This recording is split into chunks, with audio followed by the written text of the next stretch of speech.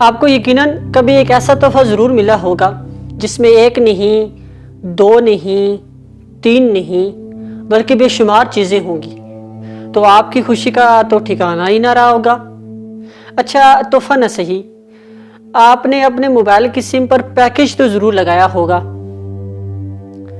ایک ایسا پیکج جو سستا بھی ہو اور جس میں تمام چیزیں میسر آ جائیں، یعنی انٹرنیٹ بھی ہو، ایس ایم ایس بھی ہوں اور کال بھی۔ ادب بھی جو ہے وہ ایک پیکج کی طرح ہے، جی ہاں، آپ کے موبائل کی سم کی پیکج کی طرح۔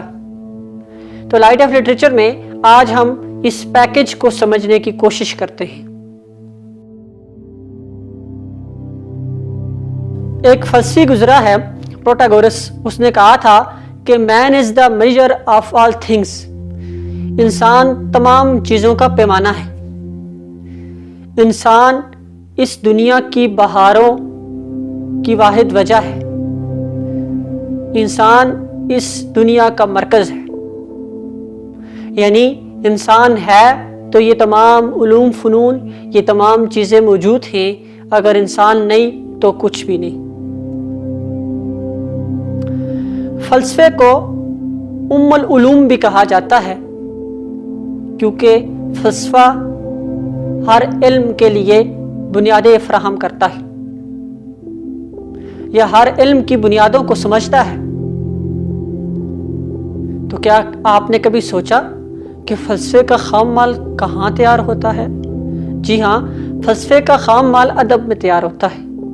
ادب کے پاس جو تخیل کی قوت ہے وہ ہر اس نئی دنیا کو جنم دیتی ہے جو کبھی موجود نہیں ہوتی، یعنی ادب جو ہے وہ عدم سے چیزوں کو لے کر آتا ہے۔ انسان جب اپنی تخیل کی طاقت سے ان چیزوں تک پہنچ جاتا ہے جو نہیں ہوتی، تو پھر بعد میں یہی مختلف علوم کی صورت میں ہمارے سامنے نظر آتی ہے۔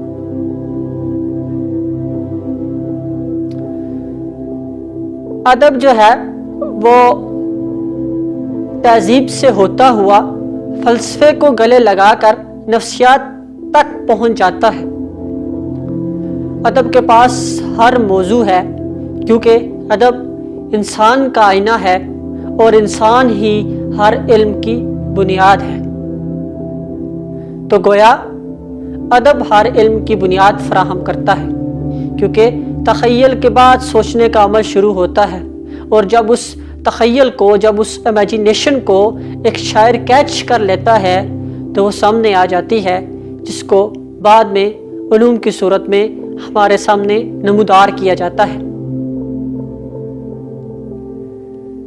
حتیٰ کہ احمد فراد کا ایک مصرع ہے، خدائی ہے تو خدا کا چراغ جلتا ہے۔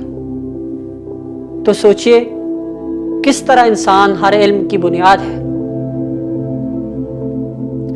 ایک شاعر یا ایک ادیب کسی خاص ماحول میں بیٹھ کر لکھتا ہے، تو وہ ماحول جو ہوتا ہے اس میں سماجیات، عمرانیات، اس میں کلچر، تہذیب اور زبان اور بے شمار علوم شامل ہوتے ہیں جو اس شاعر یا ادیب کے پیش کیے گئے ادب کو بیان کر رہے ہوتے ہیں۔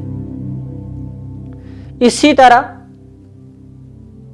ایک شاعر کسی خاص خیال کو منتقل کرتا ہے، کسی خاص فکر کو منتقل کرتا ہے، وہ خیال یا فکر فلسفے کی جڑوں تک ہمیں لے جاتا ہے۔ ہو سکتا ہے کہ وہ کسی فلسفے کو اپنے خیال میں بیان کر رہا ہو، اور یہ بھی ہو سکتا ہے کہ وہ کسی نئے فلسفے کی پیدائش کر رہا ہو، کسی نئے فلسفے کو پیدا کر رہا ہو۔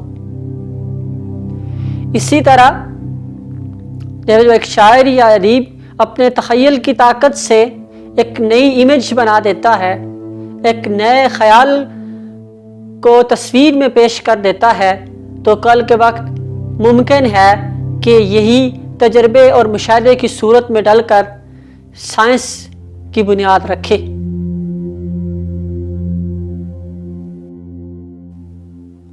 اور ایک شاعر یا ایک ادیب جب کسی خوف کی بات کرتے ہیں، جب کسی خواب کی بات کرتے ہیں، جب کسی خواہش کو منتقل کرتے ہیں، دراصل انسان کے لاشعور کی کھڑکی کو کھٹکھٹا کر نفسیات تک پہنچ جاتے ہیں۔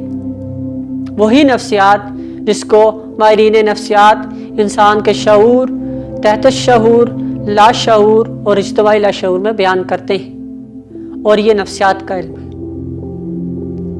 تو ادب ایک پورا پیکج ہے جس میں یہ تمام چیزیں آ جاتی ہیں، کیونکہ ادب انسان کا آئینہ ہے۔ ادب انسان کو پیش کرتا ہے کہ وہ کیا ہے، تو اور انسان ہی ہر علم کا مرکز اور ہر علم کی بنیاد ہے۔ تو اگر آپ نے ابھی تک ادب کے پیکج کو اپنے دل کی سم پر نہیں لگایا تو ابھی ادب کی کتاب اٹھائیں اور اس پیکج سے لطف اندوز ہوں۔ لائٹ آف لٹریچر ادب کی سادہ تفہیم کرنے کی کوشش کر رہا ہے، تو لائٹ آف لٹریچر کے ساتھ جڑے رہیے۔